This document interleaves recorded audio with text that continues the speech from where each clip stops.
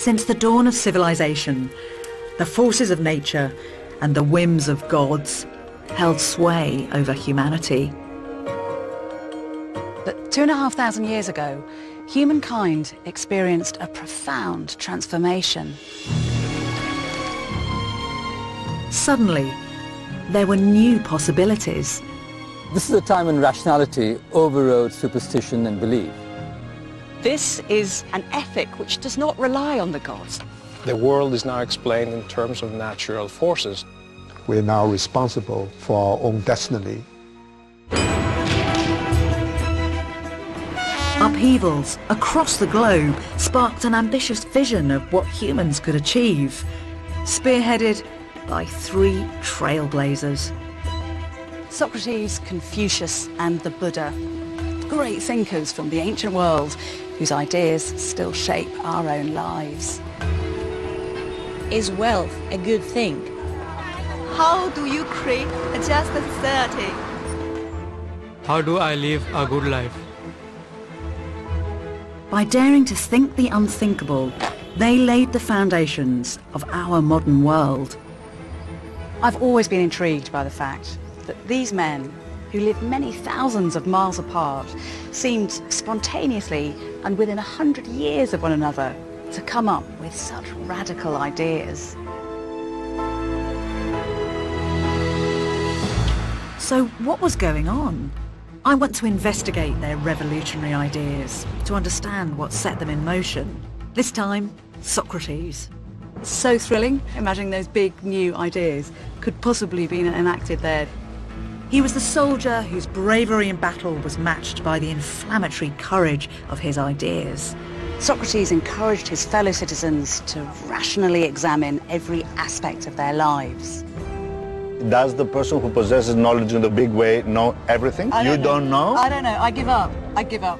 I'm going to inhabit his world, to examine how his subversive philosophy challenged superstitious belief that had reigned for millennia, and to discover how his search for truth led to his downfall.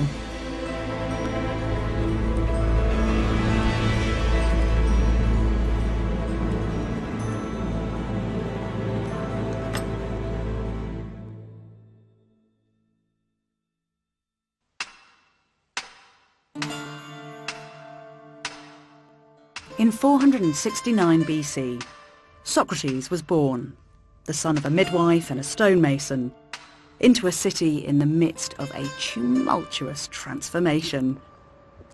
He grew up in the suburbs of Athens, at eye level with the sacred Acropolis rock. But young Socrates wouldn't have looked out over the elegant lines of the Parthenon temple, that exquisite symbol of Western civilization that still stands proud today. Instead, he'd have woken every morning to a horror. The blackened and burnt-out remains of buildings brutalized by war.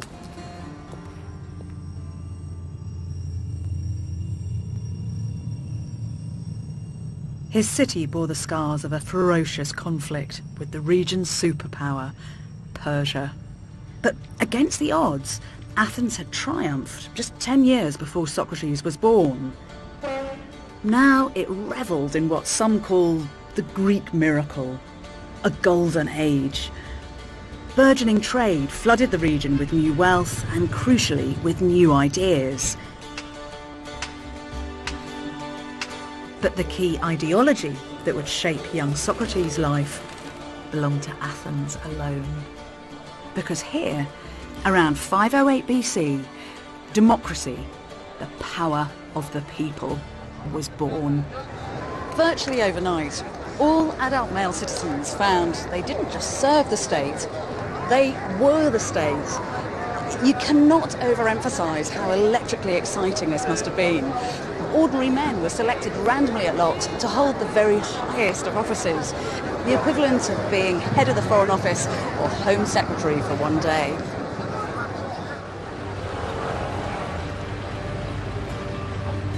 Socrates wouldn't only witness a city being rebuilt, but the ethical hazards of a new social experiment. As he was growing up, democracy too was finding its feet. Ordinary Athenians now had the potential to determine their own future, but their fate was still very firmly in the hands of the gods. Gods, demigods and spirits were believed to be everywhere, influencing people's everyday lives.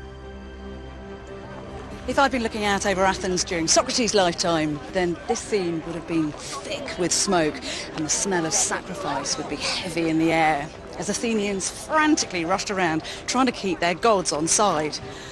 All 2,000 of them. This pantheon of gods gave people a sense of their place in the universe. But in these exciting times, a few were daring to question religious convention.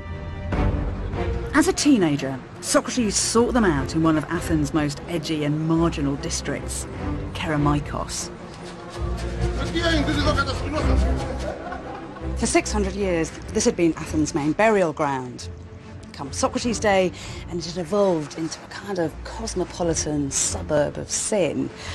Travelling salesmen plied their wares here, along with prostitutes who offered what were euphemistically known as middle-of-the-day marriages.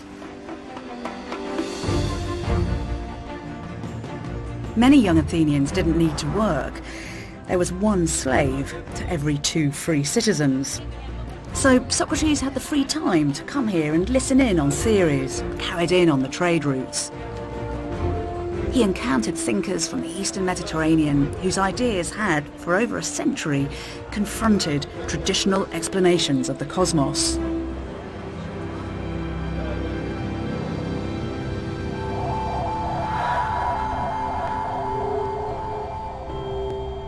What people saw as mysterious and unfathomable, they viewed as rationally ordered and, to some degree, rationally explicable. We refer to them now as one group, the pre-Socratics, but in reality, they were brilliant, independent thinkers. They asked hugely ambitious scientific questions. What is the cosmos made of? What is matter, and how do we perceive it? Their answers, in some cases, undermined the role of the gods as rulers of the cosmos. Their abstract theories, obviously conceived without the help of scientific instruments, that the universe was made of atoms and empty space, that water was the fundamental element of the world, and that the sun was one giant red-hot rock, were wildly provocative. The scale and audacity of their thinking was breathtaking.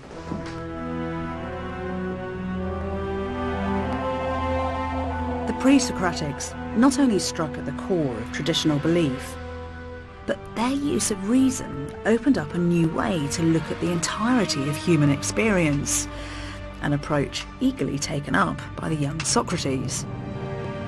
Suddenly, it's not just tradition or myth or religious hierarchies that are telling you how to make sense of your world, but rational debate, systematic thought.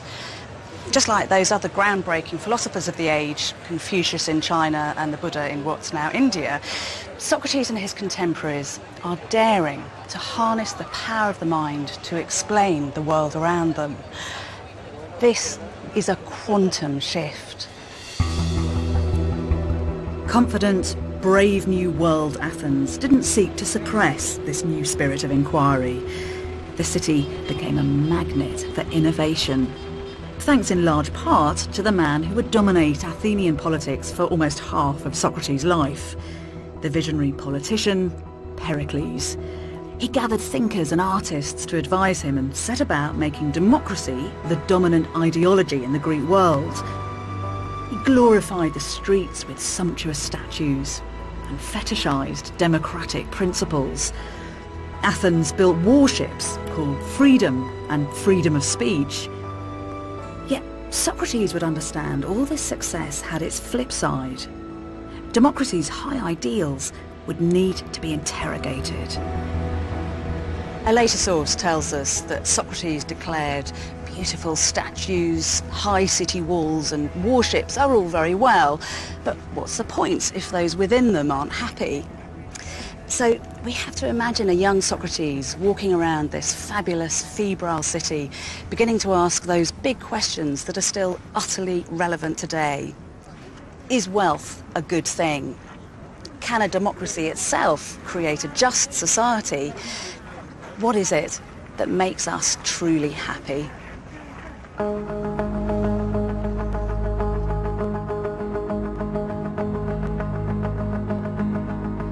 Democracy had opened a Pandora's box of new dilemmas and contradictions. As he reached adulthood, Socrates would become the one to point them out, a constant irritant, known as the gadfly of Athens, an infamous celebrity of his day. But Socrates is also an enigma, because as far as we know, he didn't write anything down, not a single line. He thought that writing was dangerous because it imprisoned knowledge. It's only thanks to contemporaries such as Plato, who may have coined the term philosopher, perhaps with Socrates in mind, that his thoughts and life story have been preserved. And what a man he seems to have been. Ironic, courageous, brilliant, wildly charismatic, and utterly infuriating. Plato's compelling accounts of his life, his ideas, and his dramatic death are a jewel in the canon of Western thought.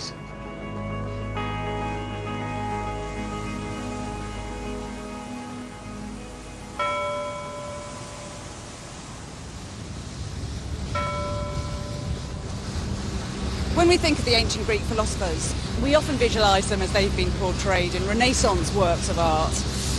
Lofty grey beards draped in elegant robes hanging around classical columns.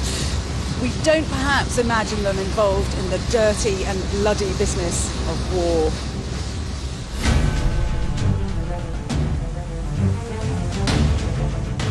Athens' appetite for territorial expansion seems to have been sharpened by the collective will of democratic voters. Socrates, like all male Athenian citizens, was expected to fight. He was in his late 30s when he was sent here to Potidæa to help take control of this strategic city in northern Greece. It's from this time of war we get sharper textual details of Socrates' life. The man himself starts to come into focus. His vision, his physical courage, his eccentricities, and a man with something momentous on his mind. The fighting was fierce, and for 3 years the town was besieged. In desperation, locals turned to cannibalism. Yet, in amongst all these horrors and the pity of war, somehow Socrates found stillness.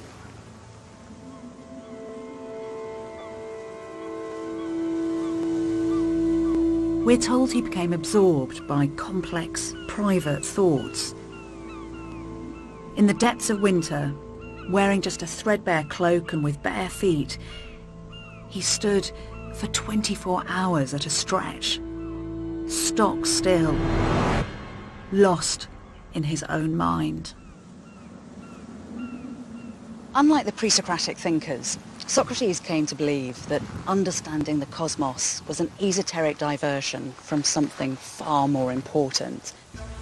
Studying the secrets of the stars was all very well, but human affairs had far greater urgency. So Socrates did something truly groundbreaking. He turned rational thought inward to solve the mortal dilemmas we all face. He threw all his energies into resolving the fundamental questions of human existence. What kind of a life should we lead? What sort of people do we want to be? He's the first individual in the West to put ethics at the very heart of his philosophy.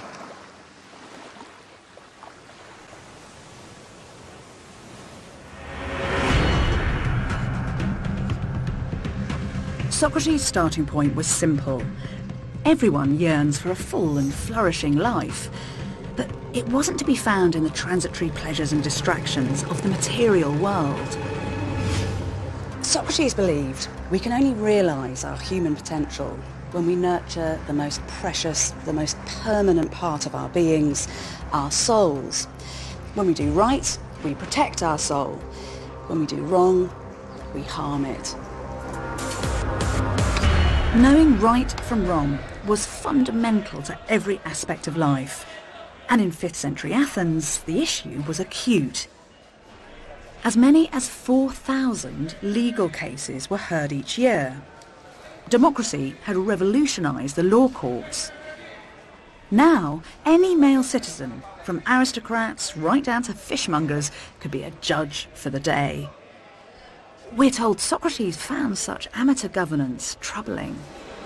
If those sitting in judgment weren't qualified to understand the difference between right and wrong, then they could convict an innocent person. They'd be punishing someone who didn't deserve to be hurt. But in Socrates' view, the innocent person would only suffer physically. It's the jurors who would be harming themselves much more. By unknowingly doing wrong, they would inflict terrible, lasting damage to their own souls. In order to protect Athenians, Socrates needed to teach them. The only evil is ignorance, he said. But Socrates faced a problem. The Greeks did have an ethical framework of sorts, but it wasn't either clear or consistent. The destiny of all Greeks was in the hands of the gods. They were venerated, even though their personal lives were pretty short on moral guidance. Capricious and vengeful, they fought with each other, they slept with one another's wives, they abducted mortals. And appropriately, the gods didn't seem that interested in human morality either. Living a good life didn't guarantee favour with the gods. Respecting their power and offering the most expensive and bloodiest sacrifice was a much safer bet. Greeks did, however, believe there were 5 virtues: justice, temperance, courage, piety and wisdom.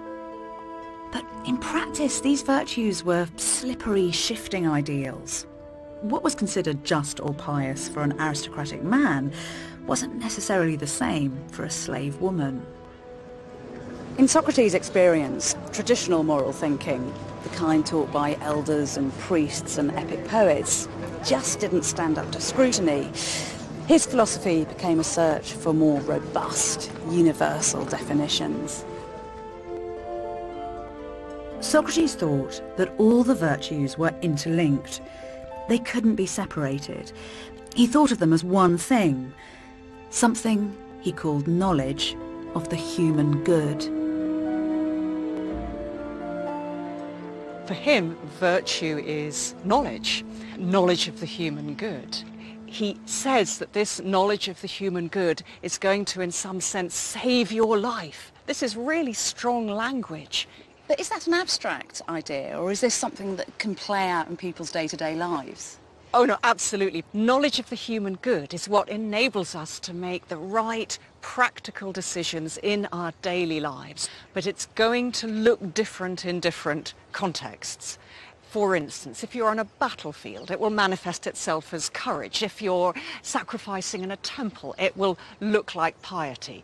And it's through those decisions and actions that we are enabled to take care of our souls, our most precious possession, on which all our happiness depends. But that means that people have real agency, because it seems to me that he's saying it's not down to the gods to make the world a better place, it's down to us. Absolutely. Socrates is saying you don't have to depend on the whims and the caprices of the gods.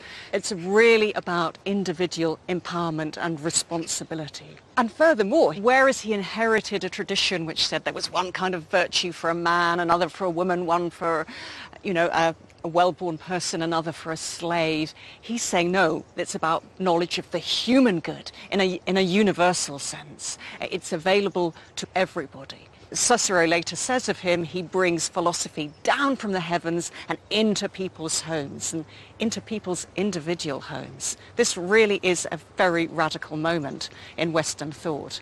Exciting and empowering, but also dangerous. Indeed, because even though Socrates himself was personally very religious, as far as we know, very pious, this is socially threatening, it's threatening traditional religion, and of course these messages are disturbing to a lot of people. Socrates didn't deny the existence of the gods, but his emphasis on the capacity of humans to shape their own destiny could be seen as challenging their traditional roles. Fortunately, the sacrificial fires to the gods, which had burnt for centuries, were now lit in a city that also prized freedom of expression. Initially, Socrates' unorthodox ideas were tolerated. But then, in 431 BC, the good times looked set to end. The violence of Potidæa escalated into all-out conflict. The pitiless Peloponnesian War between Athens and its nemesis, the city-state of Sparta. Here at the National Archaeological Museum, funerary urns depict the heartbreaking suffering and loss experienced by the Athenians. With Spartan hordes ravaging the countryside around Athens, Pericles ordered every citizen from the surrounding area to come inside the city walls. It was a fatal strategy. A new kind of terror was unleashed from within. Athens became one giant refugee camp. With the population hemmed in together, a deadly disease spread like wildfire. The symptoms were ghastly. Sweats, fevers, a suppurating rash and a racking cough. At a conservative estimate, at least 1/3 of the population was wiped out. Angry and frustrated, Athenians turned on their poster boy and removed Pericles from office. Eventually he died. It's believed of the plague himself. A thriving Athens had been robust enough to deal with the searching questions of Socrates. Now, with confidence ebbing away, tolerance was threatened. Yet, energised by the same sense of crisis and danger which motivated the philosophies of Confucius and the Buddha, Socrates seems to have flourished. By now in his 40s, and surrounded by war, death and disease, his search took on a new intensity.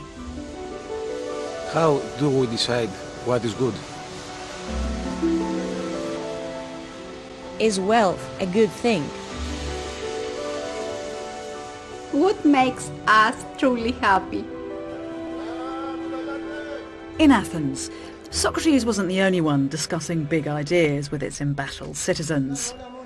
The sophists were cocksure, showy educators, masters in the art of persuasive argument. They acted as speech makers in legal trials, entertaining huge crowds in stadiums. Socrates was sceptical, to say the least. Like the sophists, he challenged orthodox thought, but he also passionately believed that philosophy should have a higher purpose. Clever ideas and persuasive arguments just weren't enough. To the sophists, smart words were currency. They sold their services to the highest bidder. But Socrates refused to be paid, preferring handouts from friends. That's not to say he didn't enjoy worldly pleasures. He drank and made love, but barefoot and unwashed, he stood out in materially minded Athens. We're told that he marked past shop stalls in his shabby robes, saying, "How many things I don't need." He saw wealth as impermanent, a distraction from the search for absolute values. Socrates believed you couldn't buy knowledge, and wisdom didn't come from listening to long speeches. It could only come through something else. Dialogue. So, Bethany, I understand you're here to do a documentary about Socrates. Yes. Why are you making this documentary? His Socratic method worked something like this. Socrates would engage someone in the street. I can learn something more about Socrates and I can share that knowledge with the people who are watching it. These are big words, knowledge and truth. Should we take one of them? What would it mean? He'd ask them an ethical question. So what is this thing, knowledge, that you want to impart? In my book, knowledge is love of what it is to be human. The person would attempt to define the concept, but Socrates would find inconsistencies in their answers. Knowledge is love. Yeah. Okay, so if you wanted to have an operation for an appendicitis, would you go to a woman who was full of love but knew nothing about surgery? No. Okay, so I would say that the definition of knowledge as love is not good enough. They would be forced to withdraw their definition and to reformulate and refine their ideas. So let's try it again. Is there one kind of knowledge or many kinds of knowledge? Knowledge is one... Take your time. I don't know the answers to this. Maybe knowledge is one thing, but knowing is many things. A professor... This process would spiral into a dizzying round of question and answer. To know how the stars move and to know how the liver operates is the same thing. No, they're not the same thing. Does the person who possesses knowledge in the big way know everything? Between those two, who is probably the best scone maker? The one who... I don't know. Come on. I give up. Socrates likens his role to that of a midwife who helps to nurture and deliver the thoughts of others. But it was never an easy birth.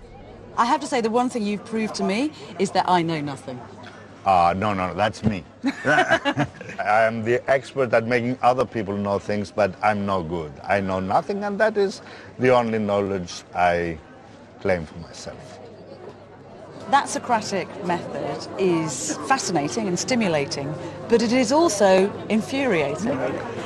Yes, because it's in an oral context, the way we do it, and Socrates famously believed in the supremacy of the oral over the written. And that also stirs up the emotions. Yeah. First of all, in his pretense of being the fool, the ignorant man. Of knowing nothing, yeah. Yes, and because that is his tool, that he turns, in fact, against his friends or opponents, as you may take it, and makes them admit to things that they don't want to admit to by playing essentially the fool, saying, I know nothing, I can only ask you to tell me because I know nothing. So he laid an emphasis on definitions, then on what he called diaresis, division, of breaking down a problem into little parts, analyzing it, and then attacking each one separately, and then trying inductively to group them back together into a more general concept. So Socrates uses that to make people become aware that things they consider simple and elementary and basic and that they know, they in fact don't know. And what about the modern world?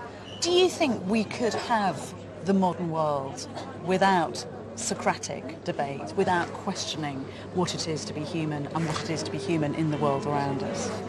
Well, I think that the best way to find Socrates' place in it is to see that the opposite of the Socratic method essentially is fanaticism and dogmatism.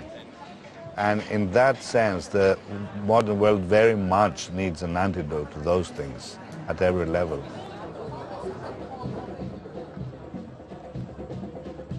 The Socratic method was cathartic. It got difficult issues out into the open and defined concepts with much greater precision. Socrates' tough questioning with his trademark irony was conducted in public, causing a stir wherever he went. He was inviting everyone to seek knowledge of the human good, to identify fundamental truths. But people could only do this for themselves by constantly interrogating their actions and most deeply held beliefs. The unexamined life, Socrates said, is not worth living.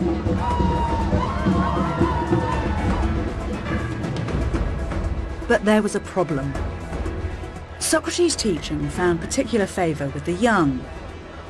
With no end in sight to war with Sparta, These human resources were vital to Athens' future. Laws attempted to protect the youth from malign influence. Encouraging them to think for themselves was fraught with danger. Yet Socrates sought them out, close to the most public place in the city, the Agora.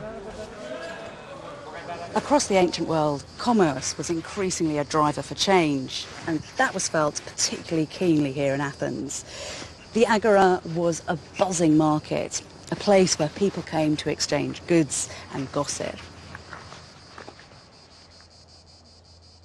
Socrates loved sharing his ideas here. It's from agora we get the word agoraphobia, a fear of open spaces. There was anxiety back then too, as under-18s were barred. Now archaeology helps point to how Socrates met young Athenians just outside the agora's boundary in a private dwelling.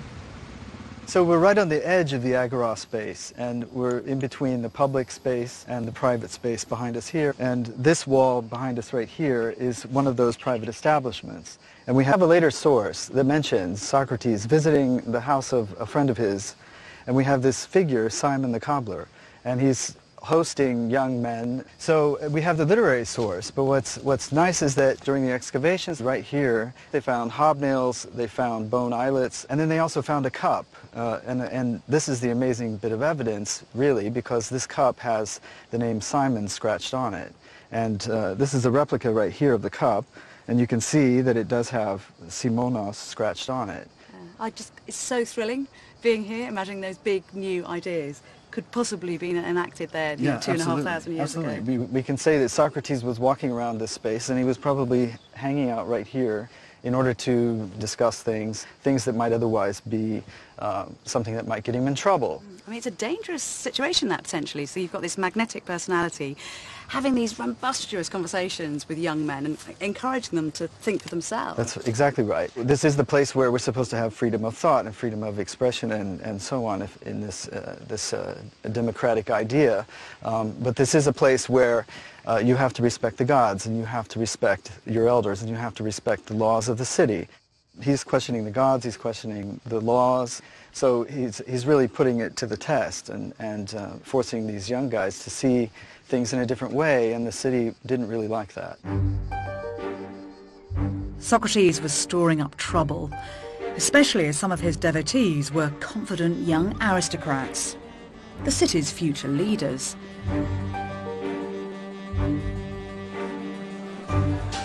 Most notable was Alcibiades.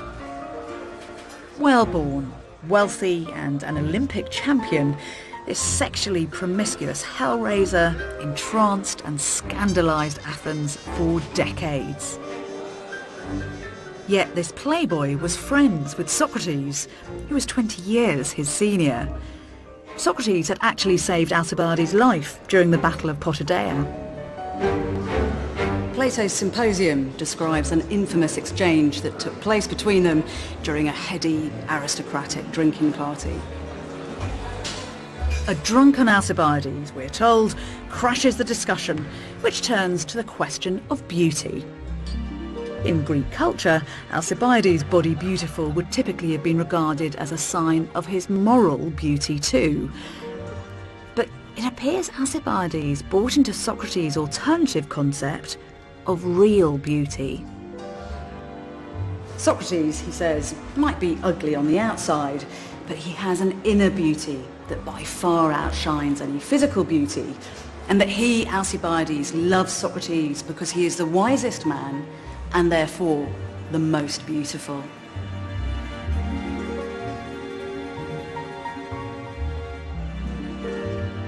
However, when it came to achieving inner beauty for himself, Alcibiades was woefully out of step. He thought his good looks could help him, but his cocky plan to seduce Socrates was rebuffed. You're plotting to get real beauty in exchange for its appearance, Socrates said. That would be gold for bronze.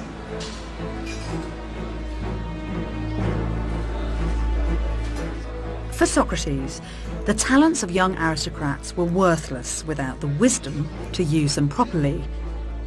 By debating with them, he was pushing the patience of Athens. Yet Socrates didn't compromise his principles, as demonstrated in the story of the Oracle of Delphi. We're told that a friend of Socrates called Chaerephon, a rather impetuous individual from all accounts, came on pilgrimage here to this sacred site. Delphi had been a place of religious devotion for 2,000 years. Chaerephon, in time-honoured fashion, climbed the sacred way to ask a question of the god Apollo, who spoke through a priestess.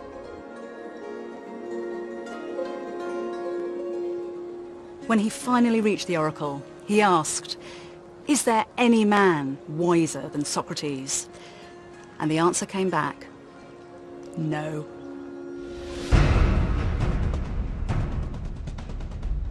Chaerephon took the message to Socrates, who in typical manner questioned the oracle's words. Even the words of Apollo, a god, for heaven's sake, was subject to Socrates' scrutiny. He set about cross-examining people who had a reputation for wisdom or a particular kind of specialist knowledge. After questioning public officials, poets and craftsmen, he discovered that they all lacked the wisdom they claimed. Eventually, Socrates concluded that the oracle was indeed right. He was the wisest of men, but only because, as he put it, I don't pretend to know what I don't know.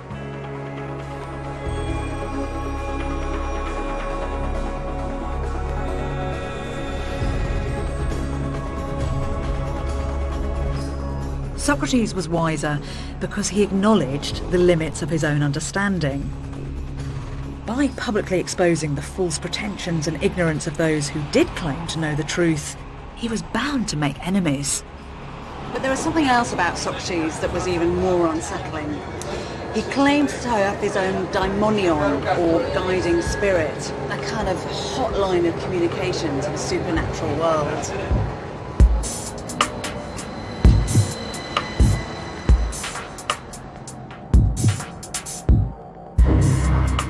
This daimonion spoke to him during trance-like episodes.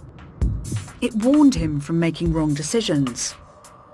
On one occasion, it advised against entering public politics.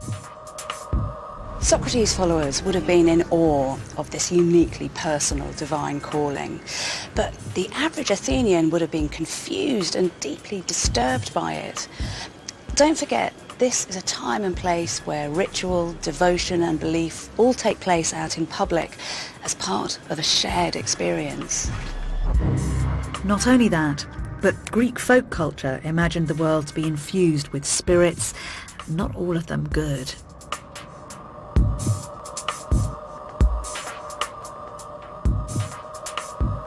Socrates' unorthodox private spirituality could easily be confused with a darker, more troubling kind of magic. Some muttered that he was a sorcerer. In this super-religious culture, the philosopher was laying himself open to scandal. False rumours and innuendo would culminate on a very public stage, fostering the kind of misinformation that would ultimately spell disaster for Socrates.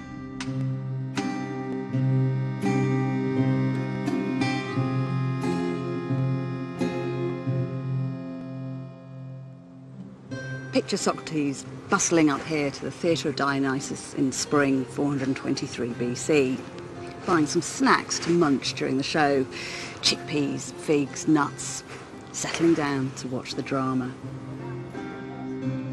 He's here to watch a new comedy called Clouds by the young buck of Athenian theatre, Aristophanes, only 22 and eager to make his mark. By now a big character in the city, Socrates is considered fair game, and he's parodied pretty mercilessly.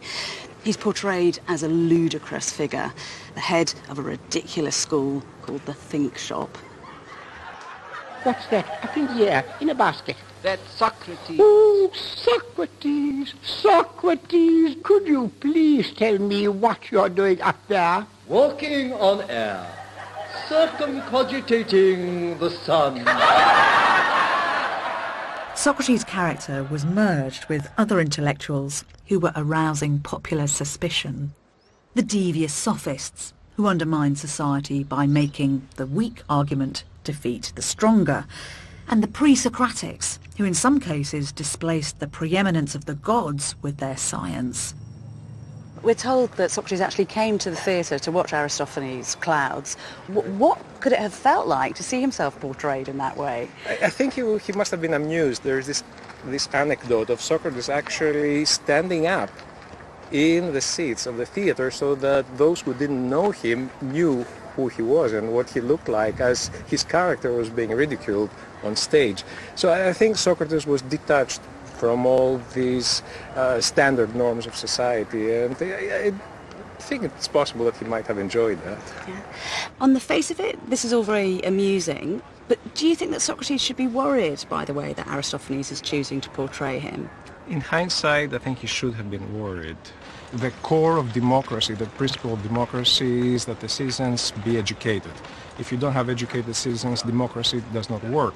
The theater was a major tool for educating the Athenian citizens, and the memory of that portrayal would have remained for decades to come, as a whole generation of Athenians would have been exposed to it. It's the ancient equivalent of trial by media. It is, in 5th century Athens, yeah.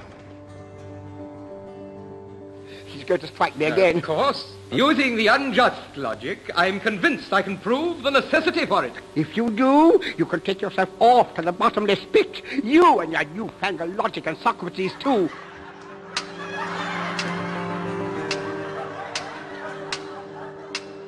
But the cracks appearing in Socrates' reputation were nothing compared to what was happening to Athens itself.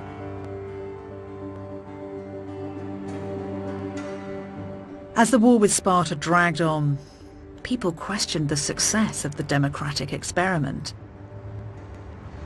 At the heart of the uncertainty was Socrates' close friend Alcibiades. He'd been chosen to lead an expedition against Sicily in 415 BC, the largest in Athens' military history. But one night, before they set sail, someone stalked through Athens' streets, mutilating statues of the protector god Hermes. The rumour spread that Alcibiades and his aristocratic friends were the vandals, part of a plot to bring down democracy. Back in Athens, rumour escalated to outrage, and Alcibiades was ordered home to face trial on charges of sacrilege. But then, en route, he vanished, and where he reappeared shocked everyone. He turned up a traitor in the bosom of Athens' greatest enemy, Sparta.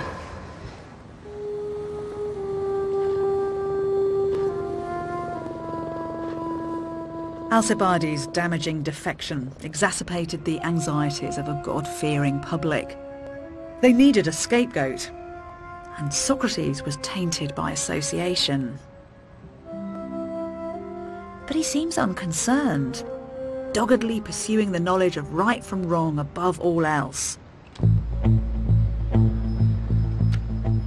So when the philosopher unexpectedly entered public life in his 60s, he was on a collision course with Athens.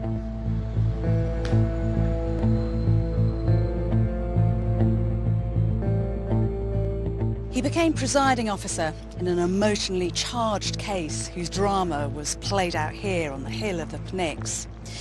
6 disgraced Athenian generals were accused of failing to collect the bodies of dead soldiers lost at sea. The public called for the generals to be tried together, in breach of Athenian law. But Socrates refused to be swept along by the vengeful mood of the crowd. Even though threatened with indictment for treason, Socrates refused to budge. He wanted no part in this kangaroo court. As the sun set, there was stalemate, and then the next morning, Socrates was off the case. Later that day, The generals were all tried here together at the Pnyx, condemned and then executed.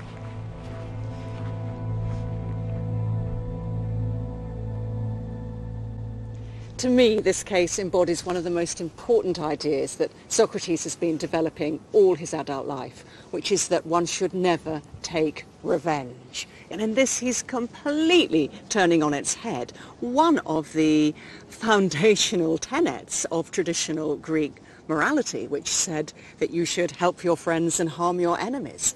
And Socrates says no, because all you can do to another person is you can take away their possessions, you can damage their body, you can kill them, but you can't harm their soul. But by doing wrong to somebody else, you are damaging your own soul and thereby taking away your chance of a virtuous and hence also a happy and flourishing life. This was a city-state that believed in justice, that wanted to see justice enacted. So in Socrates' book, what form should punishment take? It's a good point. He does believe that sometimes punishment is appropriate, but you punish somebody solely in terms of trying to cure their soul of the damage that they have brought upon themselves by doing wrong. So punishment is there to cure and purify a damaged soul. I mean, even today, those still feel like quite progressive ideas. Absolutely. I mean, we're barely catching up with these ideas. Even now, we still have debates. What is the purpose of punishment? Is it to kind of retribution, or is it some kind of reform? Now, Socrates is absolutely clear. The purpose of punishment is to reform. They are fascinating ideas, but they must have been very, very troubling to the Athenians, because it must have felt as if he was kind of unpicking the foundations that kept communities together. Yeah, it would have looked weak to them. It would have looked like, oh no, you're not a real man, you're not standing up for yourself, what are you doing? In a way, he's almost anticipating the teaching of the Sermon on the Mount, you know, turn the other cheek in a sense. But he's 500 years before all that. Oh, yes. How does he dare to march so out of step from the rest of society? Because I think he absolutely believes that nobody else can harm his soul, but if he takes part in the illegal actions that he was invited to take part in, then he will be absolutely damaging his own soul and taking away his chance of a happy and flourishing life. In the name of wisdom and truth, Socrates was prepared to stick his head dangerously high above the parapet. Interestingly, it's a quality that he shares with both Confucius and the Buddha. For all three philosophers, personal comfort and personal security came a poor second to principle. And in the case of Socrates, having the courage of his convictions would prove to be a matter of life or death.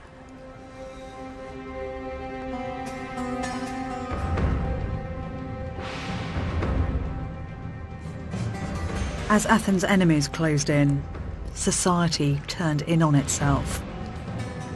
Freedom was a luxury it could no longer afford.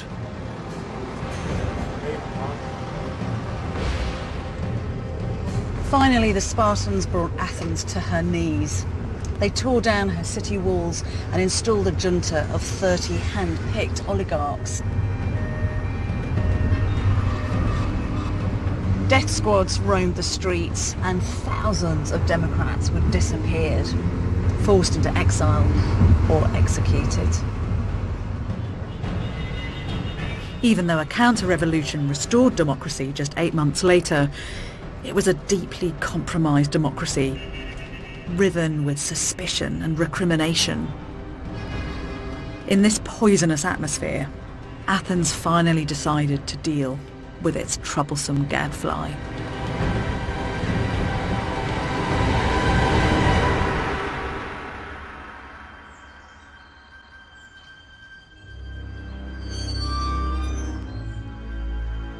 In 399 BC, at the age of 70, Socrates was back in court.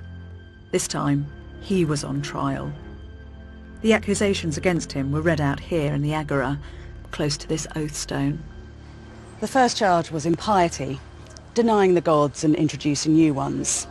The second, that he'd corrupted the young. Both could carry the heaviest penalty: execution.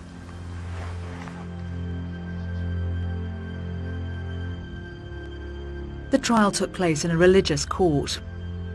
Using the latest technology, a water clock measured the 3 hours allowed to the prosecution's case.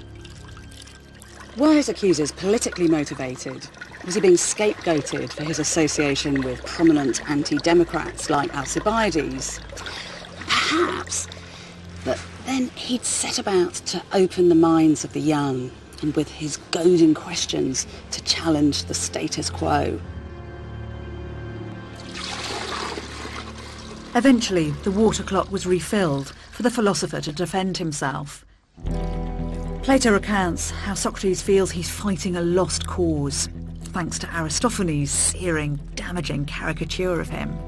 How mad I was, how mad to swap the gods for Socrates. It's not my crimes that will convict me, he said, but rumour and gossip. I can't possibly defend myself. It's like boxing with shadows. You will persuade yourselves that I'm guilty. Yet, in typical style, Socrates uses his defence to sting his fellow Athenians from their moral slumber. It is a brilliant, audacious speech, but it's also provocative and arrogant, and the jurors don't like it one bit. The city that once fetishised freedom and freedom of speech could not tolerate freedom to offend.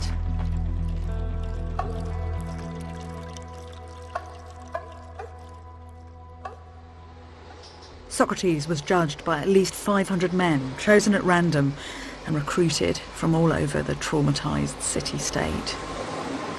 The jurors would have used these ballots in a secret vote. A solid stem for acquittal, a hollow for condemnation.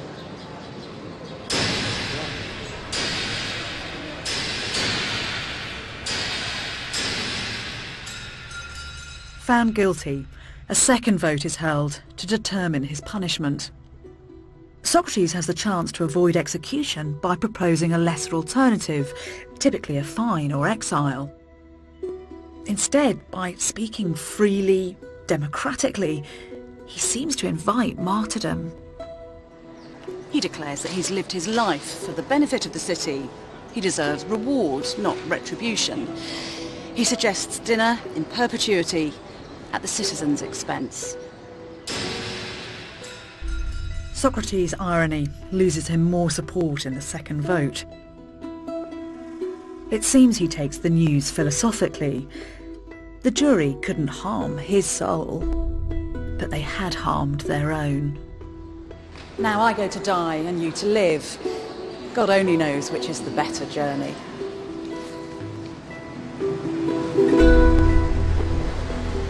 Socrates didn't fear what he didn't know, including death. The man the oracle proclaimed to be the wisest was now on death row for putting his own philosophy into practice. One of the things I find so compelling about Socrates is that even though he lived 25 centuries ago, in many ways he saw us coming. He denounces an obsession with looks, with material goods, with spin and with fame. He wasn't just exploring the meaning of life, but the meaning of our own lives. Just listen to this. Oh, my friend, why do you, who are a citizen of the great and wise city of Athens, care so much about laying up wealth and honour and reputation, and so little about wisdom and truth and the improvement of the soul? Are you not ashamed?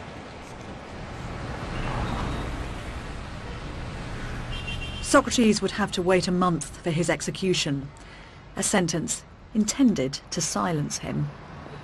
But Socrates' death at the hands of the people provided the perfect ingredients for his resurrection as an ideological martyr, a kind of blueprint philosopher.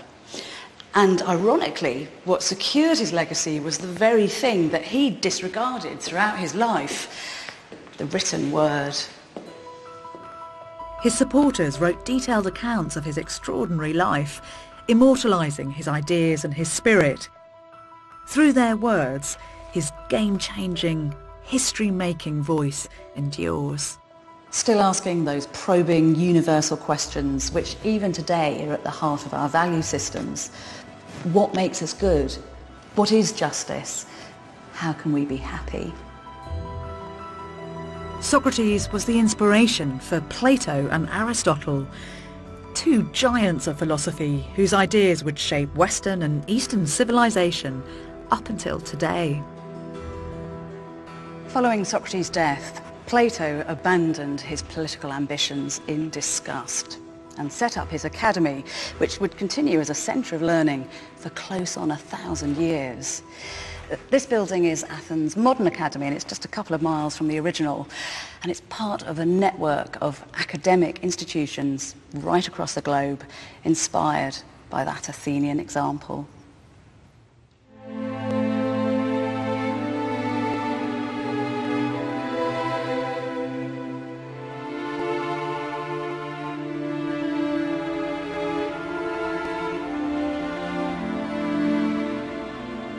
On the day of Socrates' execution, his distraught friends and family came here to the Agora. The place where Socrates had once walked freely was now his cage. But he is serene. Calmly, he lifts the lethal little cup of hemlock poison and drinks.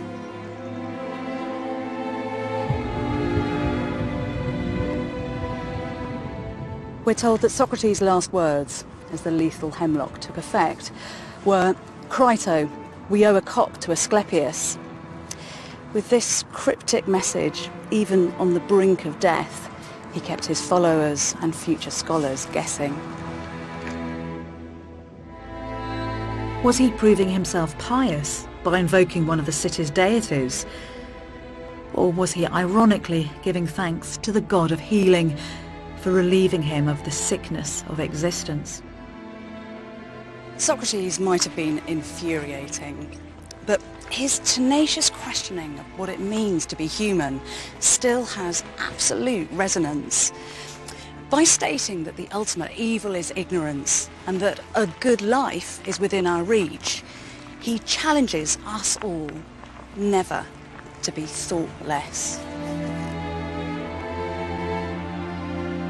The unexamined life is not worth living. With his head covered, no one saw the final moment when Socrates' precious soul slipped from that ugly, satirical, unforgettable face.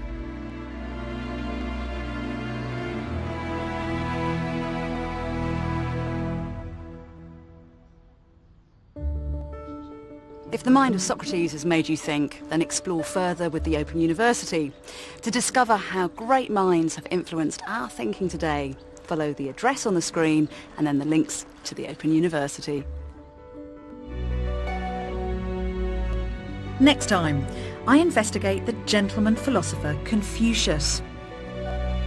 His attempts to influence the rulers of his day ended in failure. Yet his vision of harmonious society inspired by the sage kings of the past would eventually shape one of the world's greatest civilizations.